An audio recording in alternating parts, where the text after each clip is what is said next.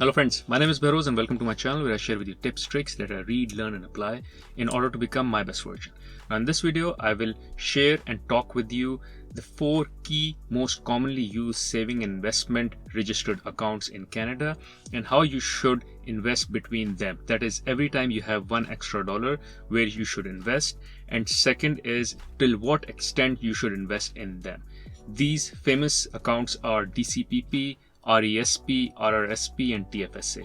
So I will share a comparison between these 4 and I will use returns and mathematics to justify how you should prioritize between each of these accounts and what should be your maximum contribution within 1 year. Now do note the prioritization that I will share in this video is purely based on return maximization. Also, the assumption here is that the investment that you're doing in these accounts, you don't need to take out that investment in short run. So you are investing kind of for the long run, which in my opinion, when I say long run, is somewhere around 10 years and plus. So if you need money earlier, so for instance, if you want to invest and take out money within a year or 2, then these prioritizations may not apply to you. So think of it in terms of long-term investment. So if you're going for a long-term investment, which should be the vehicle where you should invest the most if you have an extra dollar every time, or every time you have an extra dollar where you should be investing the most. Now, apart from that, I have also used a couple of assumptions with regards to the returns that you would earn and the taxation. This might be different, but over the long term, let's say the returns that I've assumed is somewhere around 7 to 8%. This is the kind of return that the market has seen on an S&P investment or TSX investment in the past 50 to 60 years. And secondly, with regards to tax rate, I've assumed a tax rate of 35% today, which will become 15% by the time you retire. So in your retirement years, when you're earning less, since your earnings will be less, your tax bracket would be lower, and I've assumed a lower tax bracket of 15%. But currently, when you're earning more and you're also saving and you're earning more, essentially, your tax rate is higher, which is around 35%. This is just to make the calculation easy for the sake of discussion and comparison. However, if there are significant differences in your assumption, then you can incorporate those differences in order to come up with your own prioritization or with your own return numbers for each of the invested accounts. Now, the first priority goes to DCPP. It stands for Defined Contribution Pension Plan. So every time you have an extra dollar, you should first make sure that you maximize your investment in DCPP before investing in any of the other investment accounts. Now, DCPP is a plan that you have with your employer whereby you invest a certain amount with a certain cap in the account, and your employer typically matches that investment. The investment amount in this account can either be invested purely by your employer or can be purely by yourself, or could be a mix and match between the two. So let's take an example. Your company may have a DCPP plan whereby they invest 2% of your salary in your DCPP account. On top, they may have a cap up to another 2% of contribution in case you also contribute into that account and they match that contribution up to 2%. So let's say you get 2% and then you invest another 1%, so they will match another 1% on top. So essentially you are getting 3% from the company and 1% is the contribution that is coming from your side. And this could be capped up to, let's say, 2%. So if you add another 1% contribution from your side, the company may add another 1%, and hence making it a 4% contribution from the company when you are investing 2%. Now, these contributions in this account, both by yourself and the company, are tax deferred, which means that you only get taxed on these contributions when you withdraw money from this account.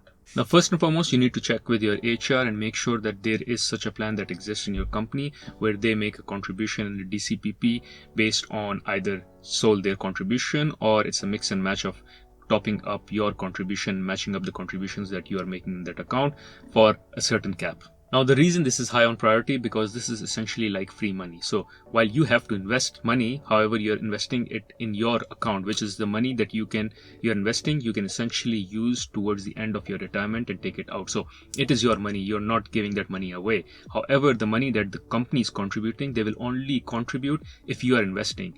However, if they do contribute, it is like free money. So I would highly recommend, and hence it is priority number 1, to make sure that you maximize your DCPP contribution in a way that you can get maximum contribution from the company.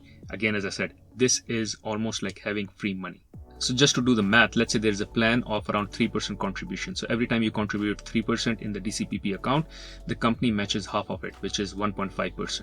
This is almost like earning 50% return on your investment. So every time I invest 3%, I get 1.5% from the company, and this is like 50% return, which is massive return, and hence something that you should be maximizing. Now, the second priority in terms of investment account is dependent on the fact that whether you have kids, or more importantly, if you have kids, do you intend to fund their college education or not?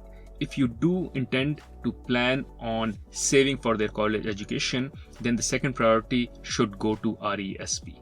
Because in case of RESP, investing $2,000 annually in that account earns you another $500 from the government in that account. This simply equates to 25% return on your $2,000 investment, which is again massive. Now, you don't need to invest more than $2,000 in that account because you won't be getting any further dollars from the government on top of that $500, which maxes out at $2,000 annually.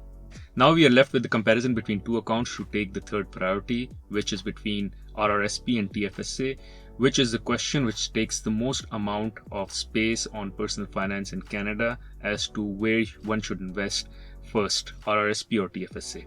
My priority here is to invest in RRSP ahead of TFSA. And the logic is driven by the simple fact that the investment in RRSP account is tax deferred. That means you won't be paying tax on the investment that you're making in this account today. Rather, you will only pay tax once you withdraw the amount from that account. For sake of our comparison here in this video, I already said that we will assume that the investment is in that account for the long term, whereby our current tax rate would be somewhere around 35%. That is, it would be high, but in the years when we would be withdrawing money from this account, our tax return would be lower. So let's assume that would be somewhere around 15%.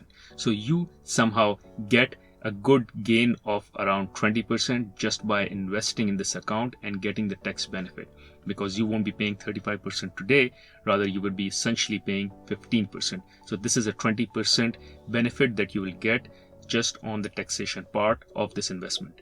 The second benefit here is the time value of money, which is that you save 35% on that investment today, which you can also invest in this account or in your TFSA account to generate more income. Let's say your contribution limit for RRSP in a certain year is $10,000. If you invest $10,000 in the RRSP account, you can save $3,500 in form of tax on that amount. So you won't be paying $3,500 in taxation, which means now you have excess $3,500 which you can invest elsewhere and generate money on that. So I would invest that money in the stock market and earn somewhere around 7 to 8% annually on that. I won't have this extra $3,500 in my pocket if I did not invest that $10,000 in the RRSP account. So it's time value of money, which is I get the money extra now, which I can invest and generate more income on it elsewhere and hence benefit from it. So that's a second benefit that you get from investing in RRSP. The first one is the tax benefit, because today the tax is higher, let's say 35%, and when you withdraw the tax would be lower, let's say 15%. So that's a 20% delta that you gain. And second benefit is the time value of money, because you get the tax benefit today, you can use the tax benefit, invest it, and earn more returns on that part of your saving as well. Now, once you've maximized your investments in DCPP, whereby you max the contribution coming from the employer, you've maxed out on RESP, that is you invest $2,000 again if you intend to save for kids' education, and thirdly maxing out RRSP based on whatever limit you get from the CRA in that particular year, then comes the turn to invest and maximize TFSA account. The return calculation on the TFSA account is very simple. That is, all the investment that I've made in the TFSA account, whatever returns are earned on that investment, be it capital gain or dividend gain, are tax-free. That is, I don't pay tax on those gains that I've earned in the investment that is held in my TFSA account. This would be somewhere around 7 to 8% return, let's say if you've invested in the S&P or TSX index. Now, needless to say, you will be earning this return on your DCPP, RESP and RRSP accounts as well, because whatever money you have in these accounts will also be invested and would be earning 7 to 8% return on that investment. However, the only difference is that eventually when you withdraw money from these accounts, you will end up paying tax on them. Except for RESP, you don't need to pay tax on it because you'll just pass it on to your kids and they will pay tax on it based on their taxation, which would be very lower, given as students they won't have much income and hence their tax bracket would be lower. But other than that, for DCPP and RESP, once you withdraw the money, those returns will be subject to tax. But again, the beauty here is those returns will be subject to a lower tax because you would be taking them out in the years of your retirement. So essentially, the only benefit that you have in TFSA over DCPP and RESP is that you won't be paying that 15% tax in the years of your withdrawal. And secondly, you can withdraw the money out of TFSA anytime you want. You don't really need to hold it for long. And by long, I mean you don't really need to hold it up to retirement so your tax bracket comes down, because there is no tax on that amount. But if you recall in the beginning of the video, I did say that our assumption is that we are investing for the long term. So if you are investing for the long term and you only intend to withdraw money in the years of your retirement, then the priority should be DCPP, RESP, again, if you are investing for your kids' education, RRSP, and then comes TFSA. Now, if you have more money left and extra investment dollars after investing and maximizing all these accounts, then you can go ahead and invest in unregistered accounts, whereby you will be earning the same gains that you would be earning in any of these accounts from investment. However, all your gains and dividends will be taxed based on your current tax rate. Hopefully this video was helpful for you to now prioritize every extra dollar that you have for investment. Thank you.